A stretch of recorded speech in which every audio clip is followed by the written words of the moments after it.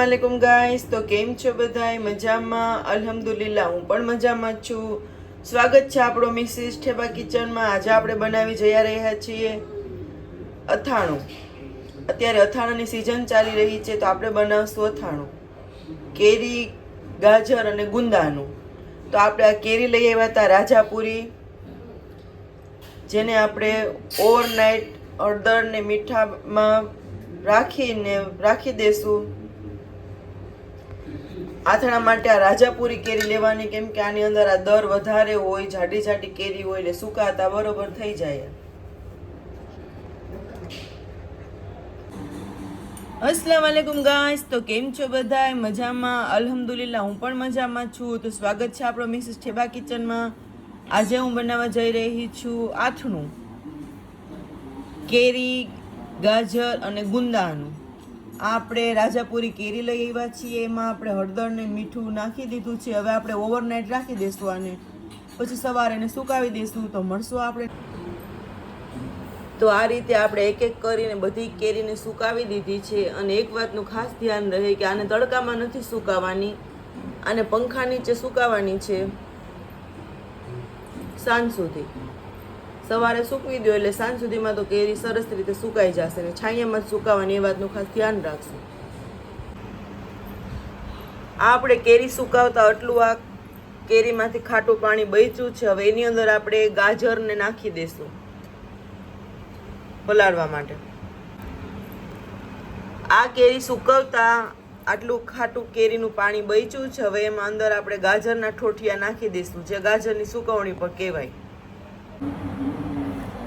તો ગાઈઝ આપણે આ ગાજરના ઠોઠિયાને હળદર મીઠાવાળા પાણી જે બચ્યું હતું કેરીમાંથી, એની અંદર આપણે નાખી દીધા છે। આને પણ 2 કલાક આમાં રહેવા દેશું, પછી એને પણ સુકાવી દેશું આપણે, એટલે આ સરસ ફૂલી જશે। અને આની ગાજરના ઠોઠિયા કે ગાજરની સુકવણી રેસીપી હું તમારી સાથે શેર કરતા ભૂલી ગઈ, તે બદલ સોરી ગાઈસ। નેક્સ્ટ ટાઈમ બતાવીશ જરૂર તમને હું।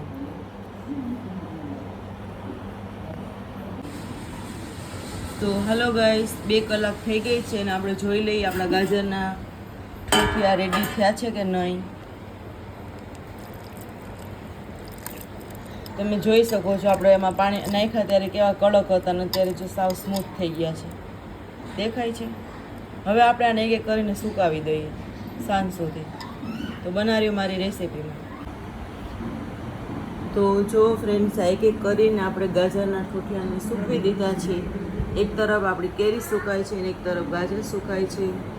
હવે તો તમે જોઈ શકો છો ફ્રેન્ડ, આપણે એક એક કરીને બધાય ગાજરને સૂકવી દીધા છે। એક તરફ આપણી કેરી સુકાય છે, એક તરફ ગાજરના ઠોઠિયા સુકાય છે, અથવા તો ગાજરની સુકવણી પણ કહી શકો તમે। જો આ રીતે તમે મારા કહેવા મુજબ તમે અચાર બનાવશો તો 1 વર્ષ સુધી તમારું અચાર ક્યારેય બગડશે નહીં। હેલો ફ્રેન્ડ્સ, તો આપણે જ્યાં કેરી સુકાવી હતી એ સુકાઈને કમ્પ્લીટ છે। આપણે 2 દિવસથી આને સુકાવતા। આ ચેક કરવાનું કે સુકાને કે આ રીતે દબાવો ને પ્રેસ કરો તો એની અંદર પાણી ના નીકળવું જોઈએ, એટલે સમજવાનું કે આપણી કેરી રેડી છે। અને આ છે આપણા ગાજર, જે આપણે હળદર મીઠામાં પલાળ્યા હતા, એ પણ સુકાઈ ગયા છે। અને આ છે ગુંદા। આની રેસીપી તમારે જોતી હોય તો આપણે યુટ્યુબ ચેનલમાં નાખેલી છે। આ રાઈના કુરિયા આપણે આમાં નાખ્યા છે, જે 300 ગ્રામ છે। ધાણાના કુરિયા 200 ગ્રામ છે, અને આ મેથીના કુરિયા એ પણ 200 ગ્રામ છે। એટલે તીખા નાખી દીધા છે, લવિંગ નાખી દીધા છે, અને તજ થોડાક નાખશું, જેથી આથાનો સ્વાદ બહુ સરસ આવે છે ગાઈસ। 50 ગ્રામ વરિયાળી નાખીએ છીએ આપણે ખુશ્બુ માટે કરીને। આપણે એલચી નાખીએ છીએ આની અંદર। હવે આ બધી સામગ્રીને આપણે મિક્સ કરી લઈશું। આ બધી સામગ્રીને આપણે આવી રીતે મિક્સ કરી લેવાની। આ હિંગ છે 50 ગ્રામ, જે આપણે બધી જ આની અંદર નાખી દઈશું। 2 ચમચી હળદર નાખી દઈશું। 2 ચમચી હળદર નાખી છે, અને નમક નાખી દીધું છે સ્વાદ અનુસાર નાખવાનું, કે પાછળથી તમે નમક નાખી શકો।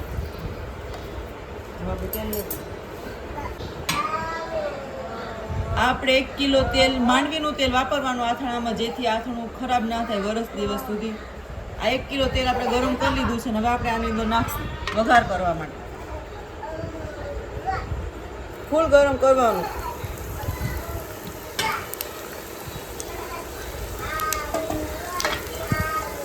આ રીતનું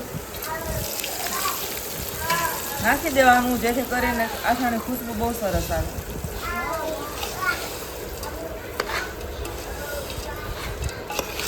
હવે આપણે એને ઢાંકી દઈશું.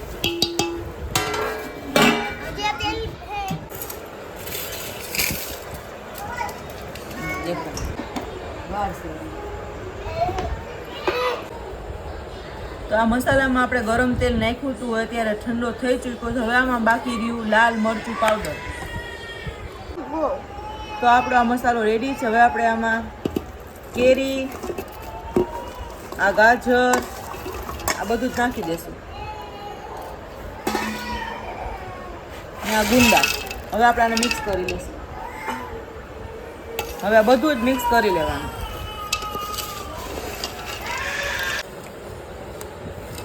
આપણે આ અથાણાને મિક્સ કરી લીધું છે ને આ જે તેલ બચ્યું હતું એ આપણે આમાં એડ કરી દઈશું.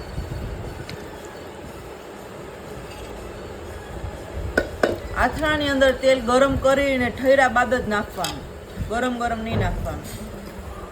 હવે આપણે આને ફરીથી મિક્સ કરી લઈશું.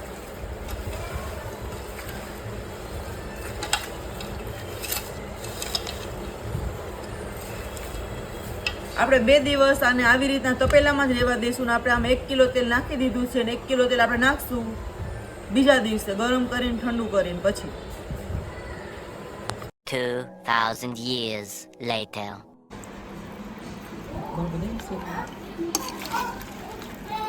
તો આપણું આથણું બનીને રેડી છે. હવે આપણે આને બરણીમાં ભરી લેશું. આ આપણું આથણું બનીને રેડી છે. જો તમને મારી રેસીપી ગમતી હોય તો લાઈક કરો અને જો ચેનલમાં નવા હોય તો સબસ્ક્રાઈબ કરો. અને આ રીતની મેં બરણીમાં ભરી લીધું છે અને આવી રીતે આપણે પેક કરી દઈશું, જેથી કરીને વરસ દિવસ સુધી જો મારી બનાવે રેસીપી સુધી તમે કરશો તો 1 વર્ષ સુધી તમારું આથણું નહીં બગડે. ને જો તમને મારી રેસીપી ગમતી હોય તો લાઈક કરો, શેર કરો ને સબસ્ક્રાઈબ કરો. મળશું આપણે નવા રેસીપીમાં. Good bye.